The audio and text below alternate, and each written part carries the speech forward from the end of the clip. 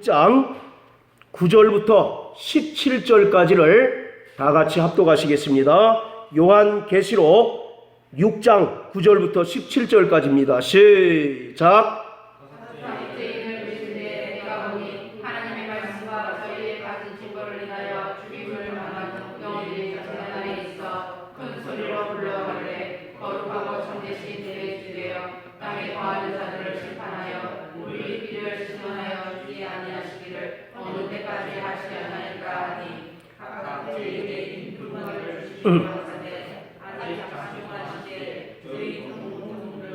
형제들도 자기처럼 죽임을 받아 그 수가 차기까지 하라 하시더라. 내가 보니 여섯째 인을 떼실 때에 큰 지진이 나며 해가 총담같이 검어지고 온 달이 피같이 되며 하늘의 별들이 무화과 나무가 대풍에 흔들려 선 과실이 떨어지는 것 같이 땅에 떨어지며 하늘은 종이축이 말리는 것 같이 떠나가고 각 산과 섬이 제자리에서 옮기움에 땅의 임금들과 왕족들과 장군들과 부자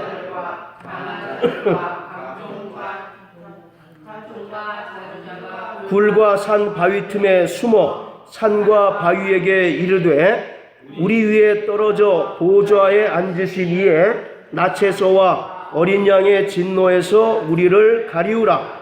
그들의 진노의 큰 날이 이르렀으니 누가 능히 서리요 하더라. 아멘. 자, 우리 17절 한번 다시 읽습니다. 시작. 그들의 진노의 큰 날이 이르렀으니 누가 능히 서리요 하더라. 아멘.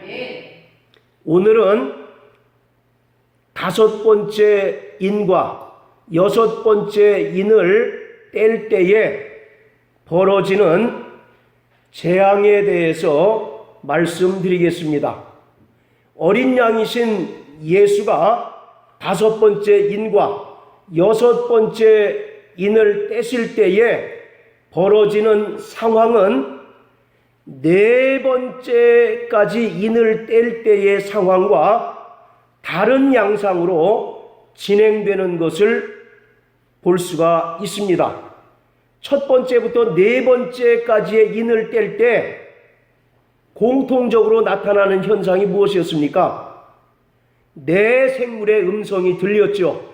오라 하는 생물의 음성이 있었고 그 후에 각각의 색깔을 가진 말들이 등장하고 또 말을 탄 자가 등장하게 되면 이 땅에 기근이 발생하고 전쟁과 원력이 발생하고 또 전쟁이 일어나는 그런 양상을 띠게 되었어요.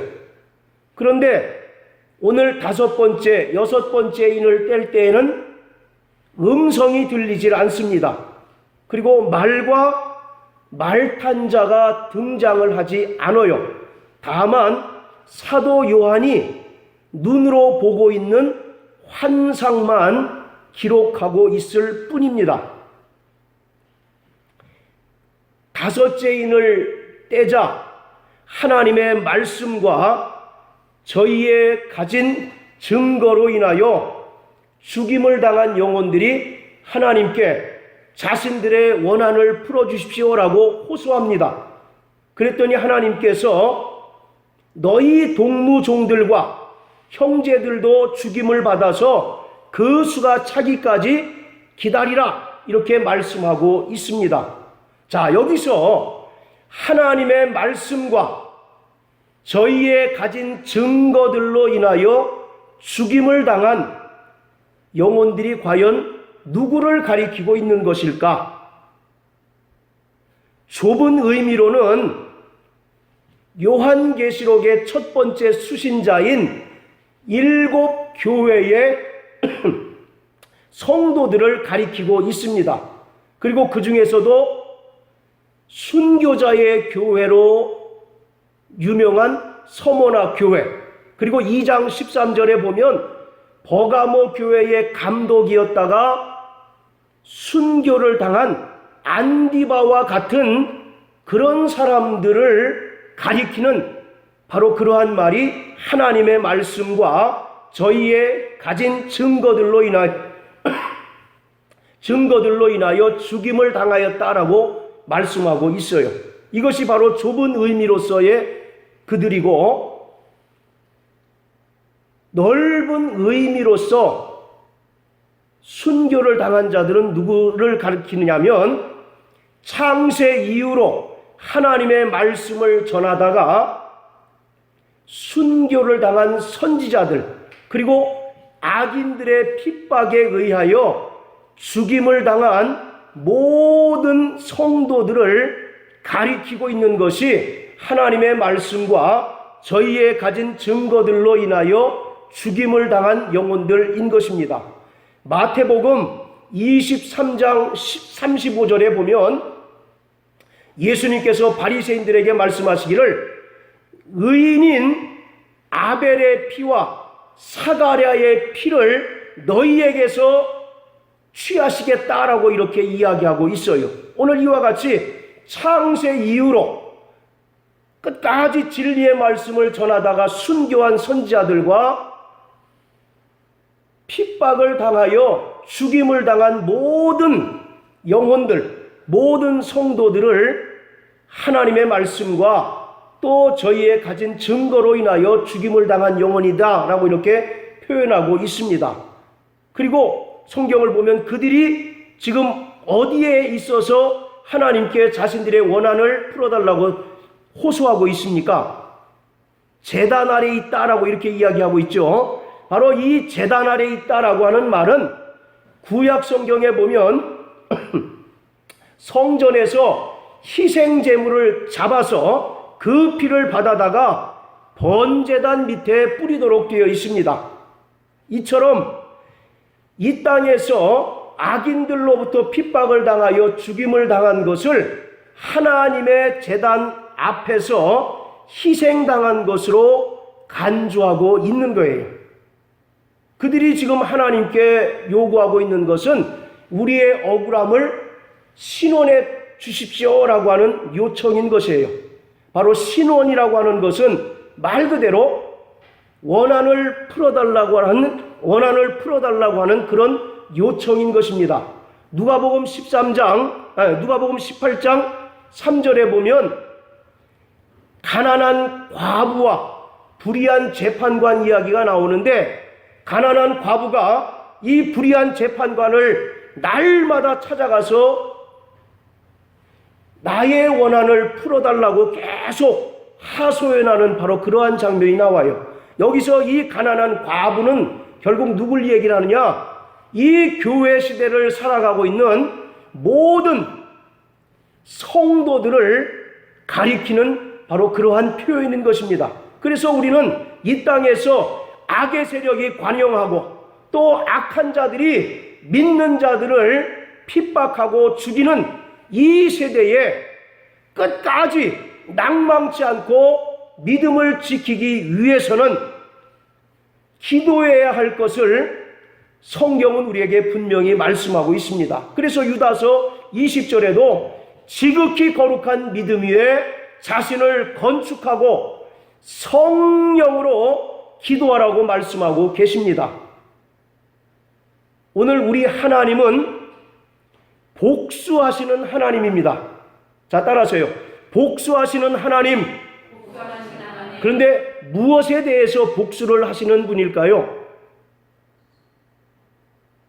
당신의 백성과 자녀들의 무죄한 피와 무죄한 죽음에 대하여 반드시 심판하시고 복수하시는 하나님이심을 성경은 말씀하고 있습니다. 자, 우리 구약성경 시편 94편을 다 같이 한번 보십니다.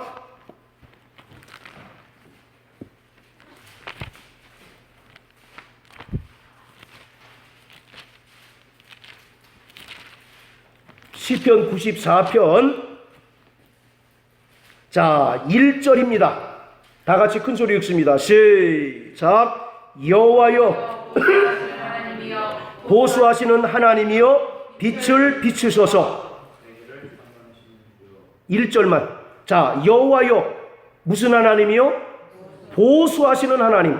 또 하나님이여 보수하시는 하나님이여 빛을 비추소서. 여기서 보수라고 하는 것은 뭔가 깨지고 무너진 것을 다시 새롭게 하는 그런 보수가 아니라 영어로 리벤지입니다. 리벤지. 복수하시는 하나님이에요. 당신의 백성들의 그 무죄한 피, 그 죽음에 대하여 반드시 거기에 상응하는, 아니 그것보다 훨씬 더 강력하게 악한 자들을 향해서 복수하시고 또 보응하시는 그러한 하나님이심을 성경은 말씀하고 있습니다. 자, 또 예레미야 50장입니다.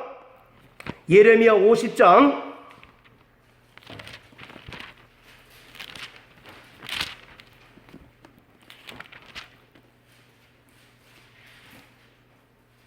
자, 15절 다 같이 읽습니다. 시작. 그 사면에서 소리질러 칠지어다. 그가 항복하였고 그 보장은 무너졌고 그 성벽은 회파되었으니 이는 여호와의 보수하시는 것이라. 그의 행한 대로 그에게 행하여 보수하라. 예, 여기도 계속 보수라고 하는 말이 나오는데 바로 이것은 하나님께서는 당신의 백성들의 눈물을 기억하시고 억울함을 기억하셔서 반드시 보응하시고 복수해 주시는 그러한 하나님이신 거예요. 그래서 우리 성도들은 이 땅에 살아갈 때에 억울한 일을 당할 때 우리가 악을 악으로 대하는 것은 옳지 않습니다. 그래서 성경은 반드시 보응하시는 하나님께서 우리의 억울함을 풀어주실 때가 있으니 너희는 오히려 핍박하는 자를 축복하고 핍박하는 자가 줄이거든 먹을 것을 또 목마르거든 마실 것을 주라고 분명히 말씀하고 계십니다. 자, 다시 계시록 6장으로 돌아가서 자, 이와 같이 다섯째 인을 깨니까 제단 아래 있는 하나님의 말씀과 또 그 증거들로 인하여 죽임을 당한 영혼들이 하나님께 우리의 원한을 풀어주십시오라고 이와 같이 요청할 때 하나님께서 그 수가 차기까지 기다리라고 이와 같이 말씀을 하고 계세요. 그리고 그들에게 흰 두루마기를 입혀주셨다라고 이렇게 얘기합니다. 여기서 흰 두루마기라고 하는 것은 거룩을 뜻하고 또 예수 그리스도의 흘리신 보혈로 깨끗해진 상태를 이야기합니다. 그리고 세 번째로는 최종적인 승리를 말씀하고 있는 거예요. 그래서 요한계시록 7장에 보면 큰 환란에서 나오는 자들이 전부 무슨 옷을 입고 나옵니까? 흰 옷을 입고 나오는 것을 볼 수가 있어요. 그래서 흰 두루마기를 주셨다라고 하는 것은 우리가 이 땅에서 억울한 일을 당하고 애매히 고난을 당하지만 결국은 최종적인 승리는 바로 우리 모든 믿는 자들의 것이다 라고 하는 사실을 말씀해 주고 있는 것입니다. 자, 그런데 우리가 여기서 한 가지 생각해 볼 것은 하나님께서는 성도들이 이 땅에서 죽을 만큼 고통스러운 고난과 환난을 당할 때 왜 그냥 지켜만 보고 계시는가? 또 왜 말려주지 않는가? 라고 하는 것을 우리가 한번 생각해 보길 원합니다. 지금 제단 아래 있는 성도들이 우리의 원한을 풀어달라고 할 때 하나님께서 뭐라고 말씀하십니까? 아직 때가 아니다. 그 수가 찰 때 비로소 내가 그들을 심판하고 보응해 줄 터이니 너희는 참으라고 이렇게 말씀하고 계시잖아요. 오늘 우리의 삶도 마찬가지 아닙니까? 우리의 삶 가운데 우리는 죽을 만큼 고통스러운 고난과 환난에 신음할 때가 많습니다. 그때 하나님은 마치 안 계시는 분처럼 그냥 우리가 환난을 당할 때, 고난 당할 때 뒷짐을 지시고 지켜만 보시고 말려주질 않으셔요. 그때 한편으로는 우리 야속한 생각이 들지 않습니까? 하나님, 내가 이렇게 억울한 일 당하는데 왜 나를 안 도와주십니까? 저 악인들이 나를 지금 핍박하고 고난 가운데 밀어넣는데 왜 나를 돕지 않습니까? 한 번쯤 이런 의문을 품어보신 적 없습니까?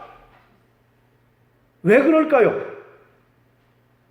왜 최종적인 때에 하나님께서는 보응하시고 그 사안별로 우리가 고난당할 때 즉각적으로 우리를 도우시거나 또 악인들의 핍박을 말려주지 않으실까요? 거기에 오늘 중요한 영적인 원리가 숨어 있습니다. 이것은 성도들이 거룩하게 지어져 가는 가운데, 다른 말로 하면 성화가 되는 가운데 가장 큰 걸림돌이 자신의 옛사람 아니겠습니까? 그래요, 안 그래요? 자신의 본성, 옛사람의 성품이 가장 큰 걸림돌이 되는 겁니다. 그것을 죽이지 않고서는 우리는 성화를 기대조차 할 수 없고 또 굉장히 어려운 그러한 과정인 것을 너무나 잘 알아요. 그런데 하나님께서는 이러한 환난이나 또는 고난을 통해서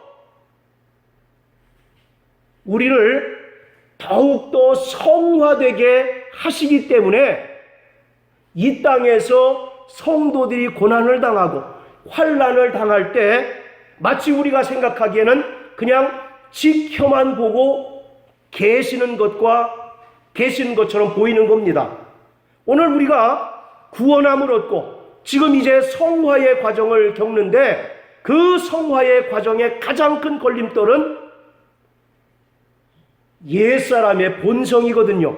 그래서 사도 바울도 얘기하지 않습니까? 오호라 곤고한 자로다, 누가 이 사망의 법에서 나를 건져내랴 라고 이와 같이 탄식하는 것을 봅니다. 그 위대한 사도 바울조차도 속사람은 하나님의 법을 즐거워하지만 겉사람은 죄의 법을 즐거워해요. 그리고 그 갈등 안에서 끊임없이 괴로워하는 인간적인 모습을 보이고 있습니다.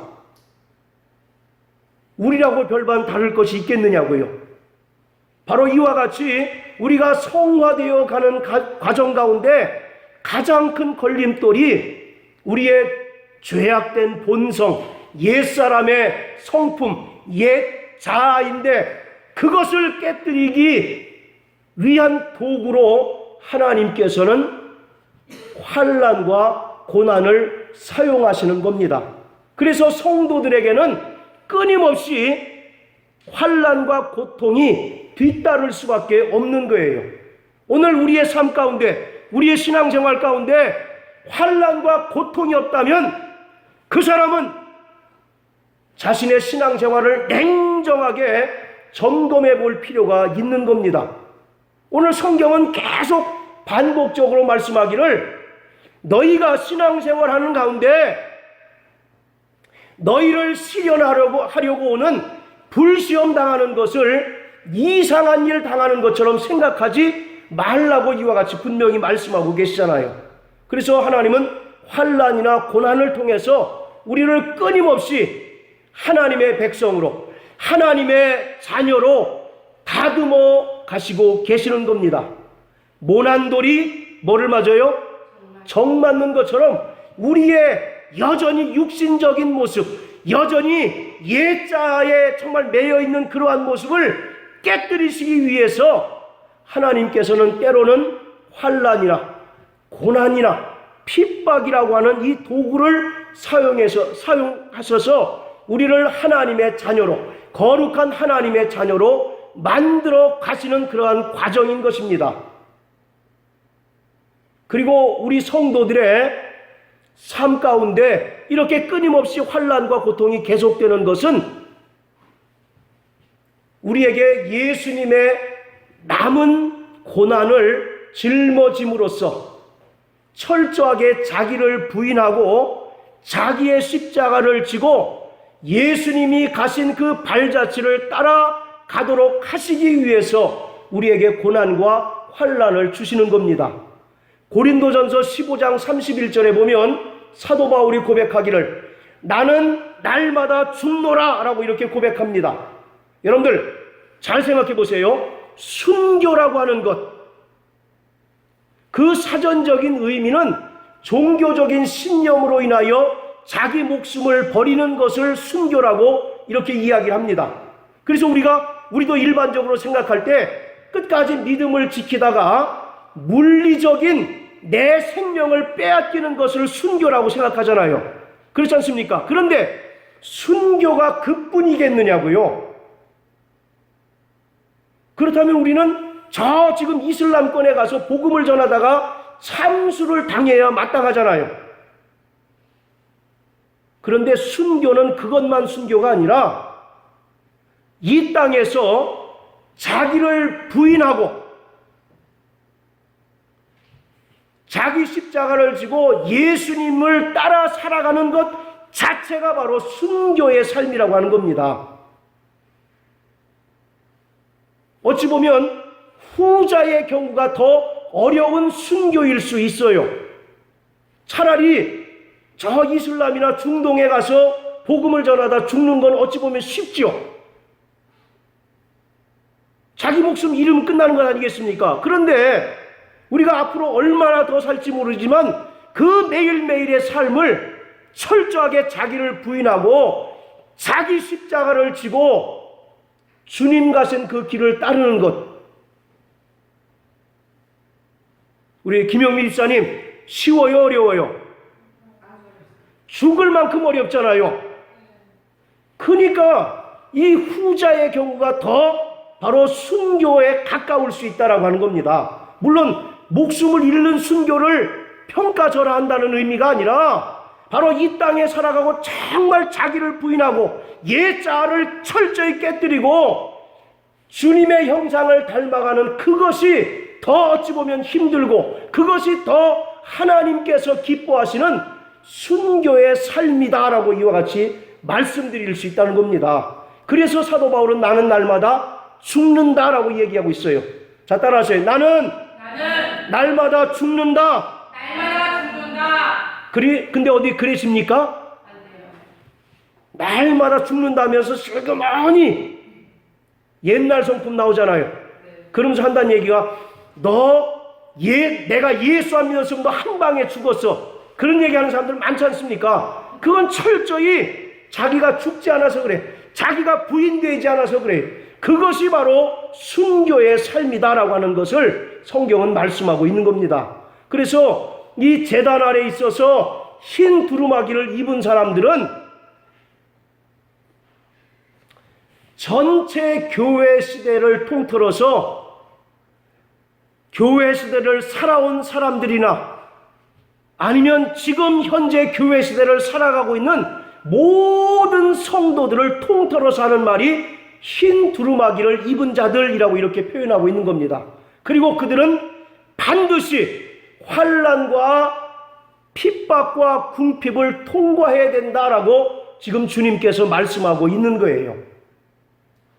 바로 욥의 경우가 우리에게 잘 보여주고 있는 거예요.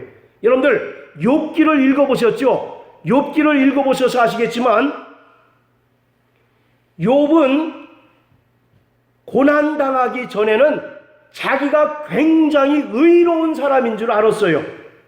그래요, 안 그래요? 욥은 자기가 굉장히 의로운 줄 알았어요. 그리고 자기의 행위가 굉장히 자기를 의롭게 만든다라고 이렇게 생각했던 사람입니다. 그런데 하나님께서 사단을 통해서 그에게 철저하게 고난으로 그의 잘못된 생각을 깨뜨리시는 것이 바로 욥기의 내용이에요. 그리고 결국 그가 마지막에 고백하는 것은 내가 의로운 것은 내 행위 때문에 그런 것이 아니라 철저히 하나님의 은혜 때문이다라고 하는 것을 마지막으로 고백하게 만드는 것이 욥의 바로 내용인 것입니다. 오늘 우리의 삶도 마찬가지예요. 사람들은 내가 뭘 했기 때문에 의로워졌다라고 이렇게 생각하지만 하나님의 은혜 없이는 우리가 의로워질 수 있습니까? 없습니까? 그리고 그 의로운 것을 꾸준히 끝까지 유지하기 위해서는 하나님께서 끊임없이 환난과 고통을 통해서 우리를 만들어 가시는 거예요. 만약에 여러분들의 삶 가운데, 우리의 삶 가운데 환난이나 고난이 없으면 우리가 더 겸손한 사람이 되겠습니까? 아니면 교만이 하늘을 찌를 듯한 사람이 되겠습니까? 그렇죠. 내가 이렇게 고난이 없고 환난이 없으니까 내가 신앙생활 정말 잘하는가 보다, 그렇게 생각하지 않겠느냐고요. 그거를 하나님께서 여지없이 깨뜨리시는 방법이 환난과 바로 고난인 것입니다. 그러므로 환난과 고난이 닥쳐올 때 오히려 감사하고 또 끝까지 자기를 부인하고 십자가를 지고 정말 주님을 따르는 믿음의 성도 되시기를 주님의 이름으로 축복합니다.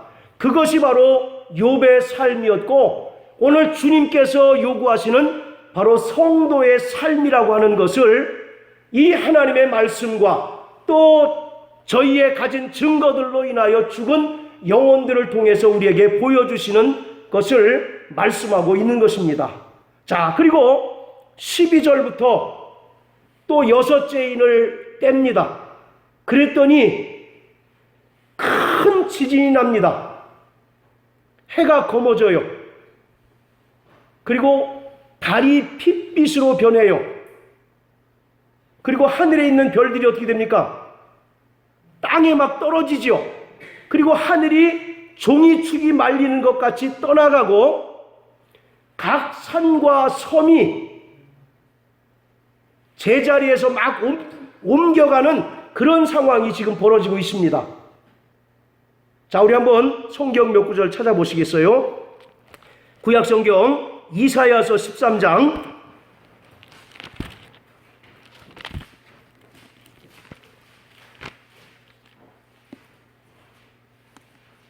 자, 9절부터 13절까지 우리 요한 형제 큰 소리로 한번 읽어주세요. 이사야서 13장 9절부터 13절까지입니다. 여호와의 날 곧 잔혹히 분냉과 맹렬히 노하는 날이 임하여 땅을 황무케 하며 그 중에서 죄인은 멸하리니 하늘의 별들과 별 떨기가 그 빛을 내지 아니하며 해가 돋아도 어두우며 달이 그 빛을 비치지 아니할 것이로다. 내가 세상의 악과 악인의 죄를 벌하며 교만한 자의 오만을 끊으며 강포한 자의 거만을 낮출 것이며 내가 사람을 정금보다 희속케 하며 오빌의 승금보다 희귀케 하리로다. 나 만군의 여호와가 분하여 맹렬히 노하는 날에 하늘을 진동시키며 땅을 흔들어 그 자리에서 떠나게 하리니. 자, 어떻습니까? 계시록 6장 여섯째 인을 뗄 때의 상황하고 같습니까? 다릅니까? 같죠? 지금 이사야서 13장의 내용은 남유다를 멸망시킨 바벨론을 하나님께서 심판하시겠다라고 이와 같이 예언하시는 그러한 말씀이에요. 자, 또 이사야서 50장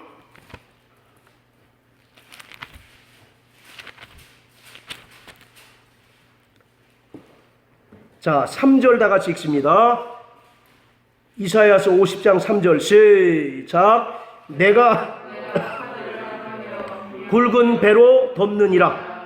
이거는 해가 검어졌다라고 하는 그러한 표현을 지금 쓰고 있습니다. 자, 또 요엘서 호세아서 바로 뒤에 있는 요엘서 2장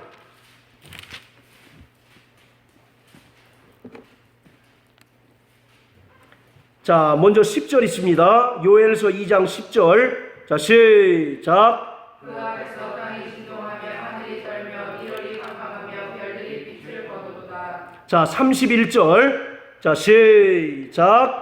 여호와의 크고 두려운 날이 이르기 전에 해가 어두워지고 달이 핏빛같이 변하려니와. 자, 32절 시작. 누구든지 여호와의 이름을 부르는 자는 구원을 얻으리니 이는 나 여호와의 말을 들어 시온 산과 예루살렘에서 피할 자가 있을 것이며 나 혼자 중에 나 여호와의 부름을 받을 자가 있을 것이니라. 자, 잘 보세요. 31절에 보면 여호와의 크고 두려운 날이 이르기 전에 해가 어두워지고 달이 핏빛같이 변한다라고 말씀합니다. 그런데 그 재앙 가운데도 하나님께서 견디게 하는 자들이 있다는 얘기죠. 32절에 자, 누가 견딜 수 있습니까? 32절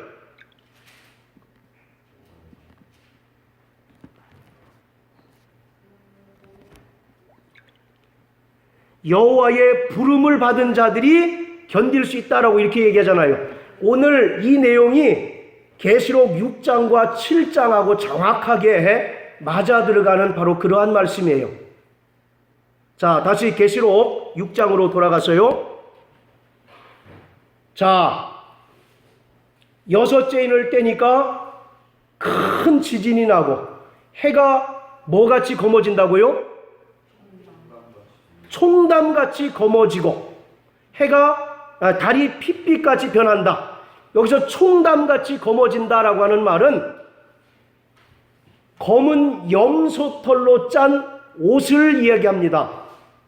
다른 성경에는 상복이라고 이렇게 우리가 상당했을 때 입는 상복 이렇게 번역을 해놨는데 이 총담이라고 하는 말은 검은 염소털로 짠 옷을 이야기하고 있어요. 그래서 보통 이것은 슬픔을 이야기합니다. 슬픔, 괴로움. 그리고 달이 핏빛으로 변했다라고 얘기하지 않습니까? 여러분들 요새 블러드문이라는 얘기 들어보셨죠? 개기월식이 이루어짐에 따라서 달빛이 붉은색으로 변하는 그거 연상하시면 돼요. 그래서 달빛이 피 색깔로 이제 변하게 되는데 이것은 바로 종말의 징조다라고 하는 겁니다. 자, 잘 생각해 보세요. 첫 번째부터 네 번째 인을 뗐을 때 일어난 재앙들과 이 여섯 번째 인을 뗐을 때의 재앙의 성격이 같아요, 틀려요? 어떻게 틀립니까?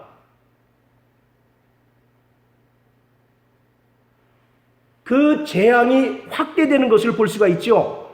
처처에 기근이 있고 전쟁이 있고 온역이 있다라고 하는 것은 이 땅에서만 이루어지는 사건 아니겠습니까? 그런데 여섯째 인을 떼니까 해가 검어지고 달이 핏빛으로 변하고 하늘에 있는 별들이 땅에 떨어지고 하늘이 종이축이 말리는 것처럼 떠나가고 각 섬과 산이 막 제자리에서 옮겨가요. 이것은 하나님의 심판이 전 우주적으로 확대되고 있는 것을 볼 수가 있습니다. 네 번째 재앙이 뭐였습니까? 네 번째 재앙이 전염병이 창궐하고 그런 얘기 아니었습니까? 근데 그때 말을 탄 자의 그 권세가 땅 4분의 1의 권세를 가지고 있었죠. 그런데 그 재앙이 이제는 전 우주적인 사건으로 변하게 되는 것을 볼 수가 있어요. 땅 4분의 1의 권세라고 하면 4분의 3은 그래도 어느 정도 피할 여력이 있어요, 없어요? 여력이 있는 거죠. 그런데 한번 생각해 보세요. 해가 검어지고 달이 붉게 변하고 하늘에 별들이 떨어지고 하늘이 종이축이 말리는 것처럼 떠나간다. 거기에 예외가 될 사람이 있습니까? 없습니까? 없는 거예요. 그러니까 이 여섯째 인을 떼는 순간부터 하나님의 심판이 전 우주적인 심판으로 변하게 된다는 겁니다. 그래서 그 밑에 보면 자, 우리 15절 16절 한번 읽습니다. 6장 15절 16절 시작.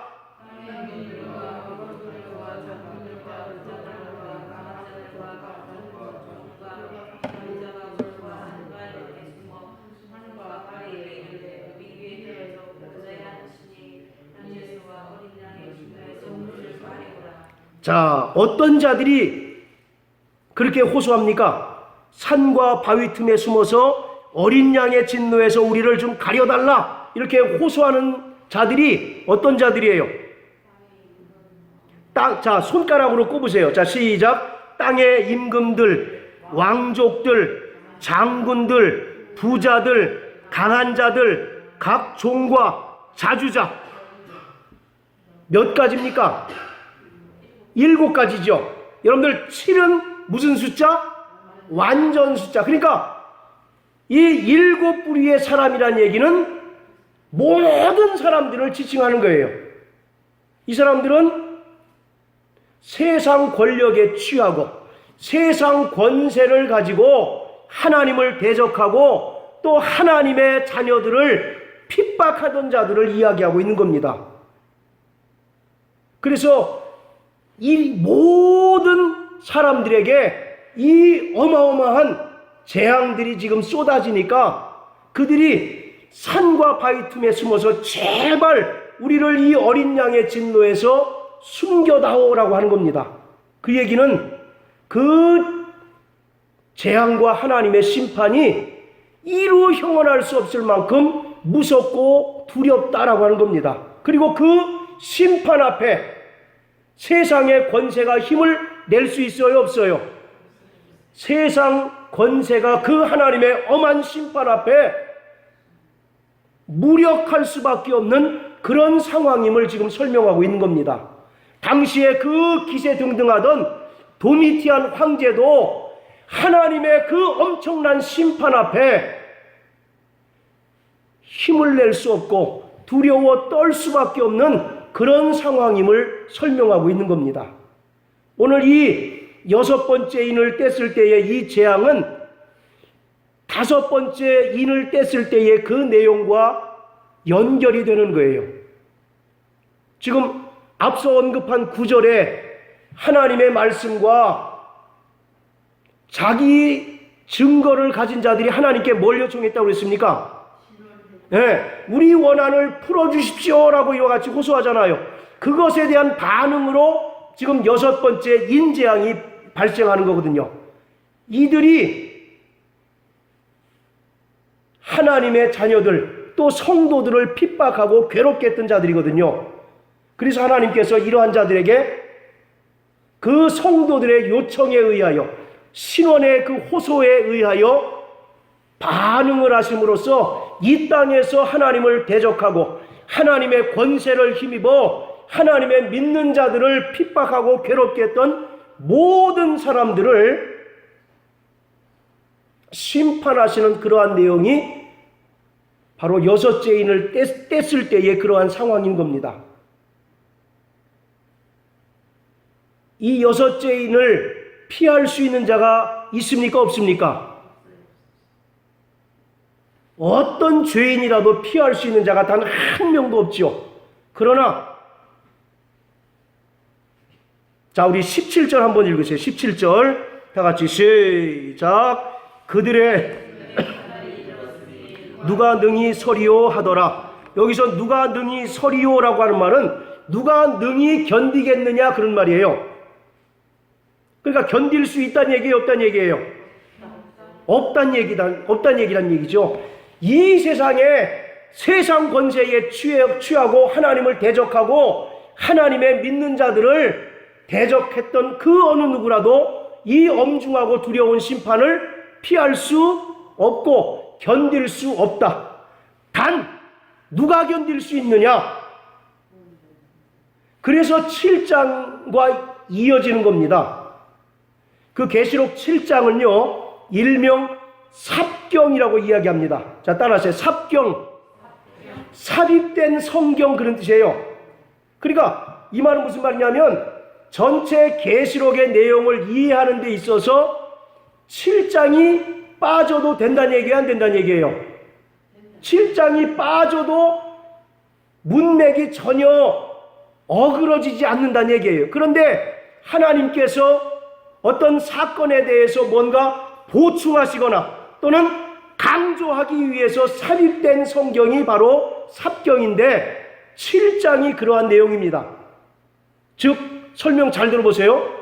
지금 16장 17절에 누가 진노의 큰 날에 견디겠느냐라고 이렇게 얘기하고 끝나죠. 그런데 이 땅의 사람들은 그 심판과 재앙을 견딜 수 있어요, 없어요? 견딜 수 있는 자가 아무도 없는 거예요. 그런데 7장, 여러분들 그 7장의 내용이 뭡니까? 이스라엘 12지파 중에 각각 12,000명씩 인맞은 14만 4천에 대해서 얘기하고 있잖아요. 그리고 그 뒤에 보면 큰 환란에서 흰 옷을 입은 자들이 나오는 그런 얘기가 기록되어 있지 않습니까? 그러니까 이 얘기는 무슨 말이냐? 그 하나님의 엄중하고 두려운 심판을 이 땅에 있는 사람들은 누구라도 견디거나 그것을 피할 수 있는 자가 없다라고 하는 얘기예요. 단 누가 피할 수 있다는 얘기입니까? 하나님의 어린 양이신 예수 그리스도의 흘리신 보배로운 피로 구원받은 교회, 또 믿음의 성도들만 견디고 피할 수 있다라고 말씀하고 있어요. 자, 다시 요엘서 2장으로 돌아갑니다. 여기 표시해 놓으시고,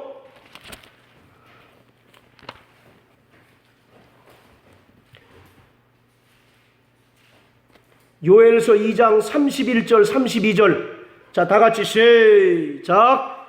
여호와의 크고 두려운 날이 이르기 전에 해가 어두워지고 달이 핏빛같이 변하려니와 누구든지 여호와의 이름을 부르는 자는 구원을 얻으리니 이는 나 여호와의 말대로 시온산과 예루살렘에서 피할 자가 있을 것이며 남은 자 중에 나 여호와의 부름을 받을 자가 있을 것임이니라. 할렐루야.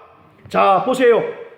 하나님의 크고 두려운 날이 임하는데 이 땅에 있는 사람들은 그 크고 두려운 심판을 피할 수 있어요, 없어요? 피할 수 없죠. 그러나 32절에 가서 누구만 피할 수 있다는 얘기입니까? 여호와의 이름을 부르는 자는 구원을 얻으리니, 여호와의 부름을 받을 자가 곧 남은 자인데 그들만 견디고 그들만 피할 수 있다라고 이렇게 얘기하고 있어요. 자, 어떻습니까? 계시록 6장과 7장의 내용과 동일합니까? 다릅니까? 같죠? 같은 내용을 지금 설명하고 있는 거예요. 그러니까 이 크고 두려운 재앙과 심판을 누구만 견딜 수 있다고요? 하나님의 이름을 부르는 자, 예수 이름을 부르는 자, 또 어린 양의 피로 말미암아 구원받은 하나님의 백성과 하나님의 자녀들만 끝까지 견디고 또 최후 승리를 얻을 수 있다라고 하는 겁니다. 그러므로 예수 이름을 끝까지 붙드시는 저와 여러분들 되시길 주의 이름으로 축복합니다. 자, 다시 또 계시록 6장으로 돌아가서요. 자, 그런데 문제가 있어요. 자, 이 여섯째 인을 뗐을 때 우주의 질서가 파괴되잖아요. 자, 이 일이 실제로 일어날 일인가 아니면 상징적으로 해석할 것인가를 우리가 한번 생각해 보자고요. 어떤 분들은 실제로 문자적으로 이것을 해석해서 실제로 하늘에 별들이 떨어질 것이다. 그런데 그 별들이 떨어지는 게 뭐냐? 핵폭탄이 터지는 것이다 라고 이렇게 이야기하는 사람도 있고, 또 어떤 사람은 하늘에서 별이 떨어지는 것을 미국의 멸망으로 이렇게 해석하는 분이 있어요. 왜 미국의 멸망으로 해석할까요? 여러분들 미국 국기에 보면은 별이, 우리 요한 형제 별이 몇 개입니까? 별이 5개, 이게 아니고 51개죠. 네. 그 51개가 미국 국기에 들어있잖아요. 아마 그것을 생각해서 별이 떨어지는 것을 미국의 멸망으로 생각하지 않았을까, 이렇게 제가 이제 생각을 해봅니다. 자, 우리가 이거 해석을 해야 제대로 해석이 될까요? 실제로 지진이 나고 해가 검어지고, 여러분들 뭐 개기일식, 개기월식 그런 거 아시잖아요. 그럼 실제로 해가 검어지고 달도 이제 붉은색 빛을 띠죠. 그런데 하늘에 별이 떨어지고 하늘이 종이축이 말리는 것처럼 떠나가고 각 산과 섬이 막 제자리에서 옮겨진대요. 이거 막 생각만 해도 끔찍하지 않습니까? 이거는 뭐 뉴스 일면에 나올 그런 얘기 아니겠어요? 이게 실제로 일어날 일인가? 아니면 어떤 다른 상징적인 의미로 해석을 해야 될 것인가?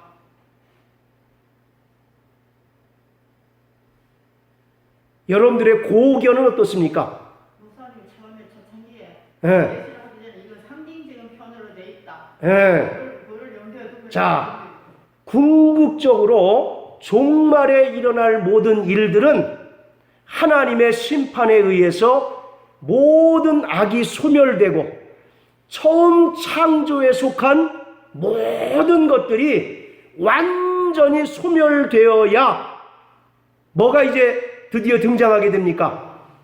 거룩하신 하나님의 새하늘과 새 땅이 등장하게 되는 거죠. 이것이 하나의 과정이라고 하는 겁니다. 여러분들 창세기 1장에 보면 하나님께서 태양을 창조하셨죠. 달과 별을 창조하셨잖아요. 그 처음 창조에 속한 것이 죄로 말미암아 타락했다라고 생각하는 겁니다. 그래서 우리가 구원받은 것을 새로운 창조라고 성경은 말씀하고 계세요. 고린도후서 5장 17절 아무나 빨리 찾아가서 한번 읽으세요. 고린도후서 5장 17절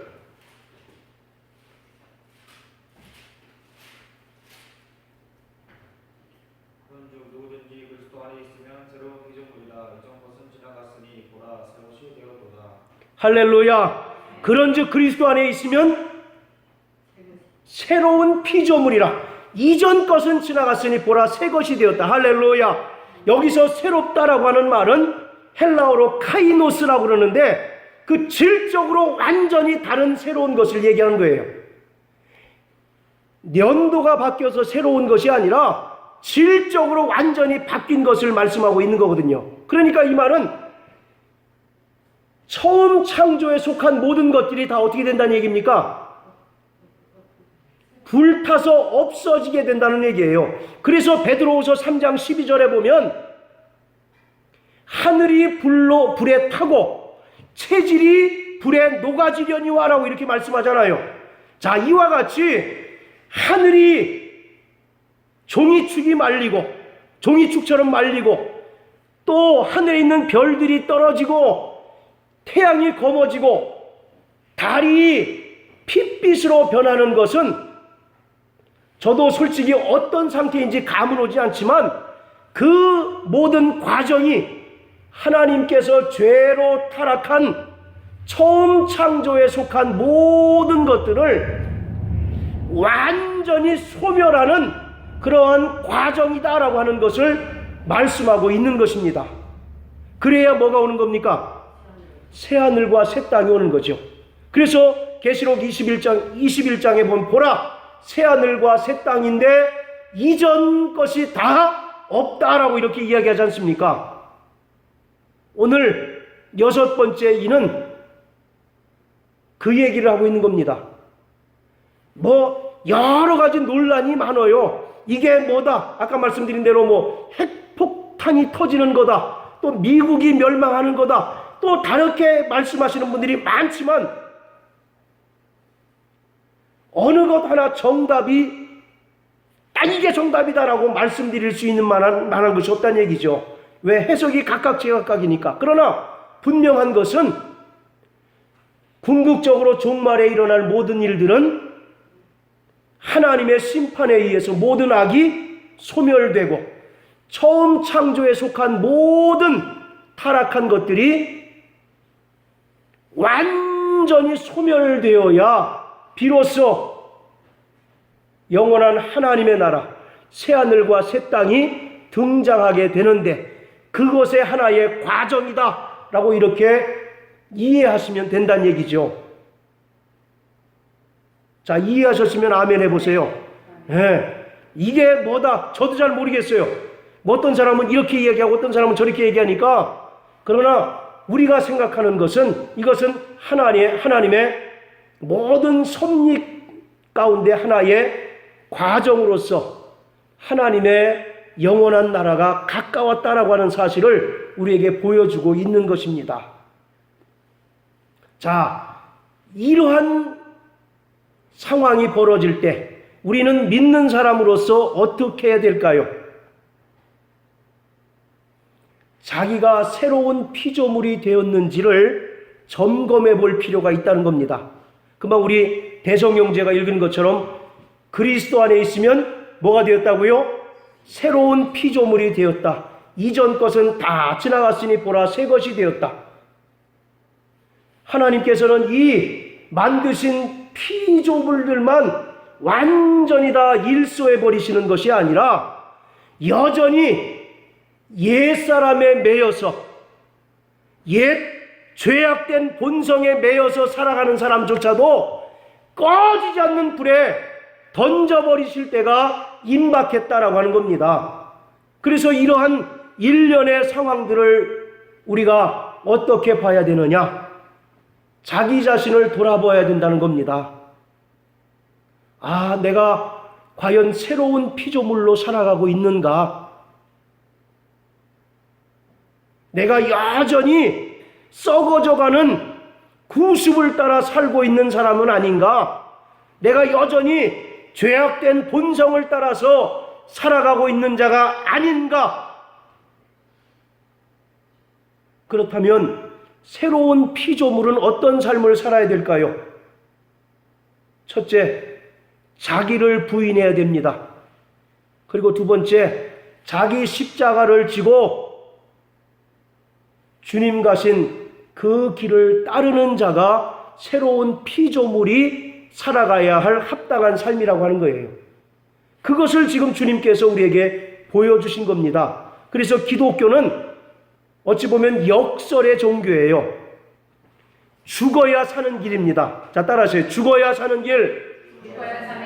이 땅에서 사람들은 영광받기를 원하잖아요. 그러나 예수님도 그렇고 우리 믿는 사람들도 그렇고 철저히 이 땅에서 고난받고 박해 가운데 살다가 우리는 저 영원한 하나님 나라에서 하나님께서 우리에게 예비하신 저 영광, 그 소망으로 사는 자들이 우리 그리스도인들 아니겠습니까? 그렇다면 이 땅에서 우리가 새로운 피조물로 살아가는 것은 철저히 자기를 부인하고 자기 십자가를 지고 주님 가신 길을 따르는 삶을 살아야 합니다. 자, 요한 형제, 이러한 삶이 어려울까요? 쉬울까요? 무진장 어려워요. 쉽다라고 얘기하는 사람은 거짓말장이입니다. 그러니까 하나님께서 누굴 보내주셨어요? 성령을 보내주셨어. 그러니까 우리가 성령님을 의지하고 성령님의 인도하심을 따라 살게 되면 이러한 삶을 능히 살아갈 수 있게 되는 것입니다. 할렐루야. 우리 이 시간 다 같이 기도하겠습니다. 이 시간 기도할 때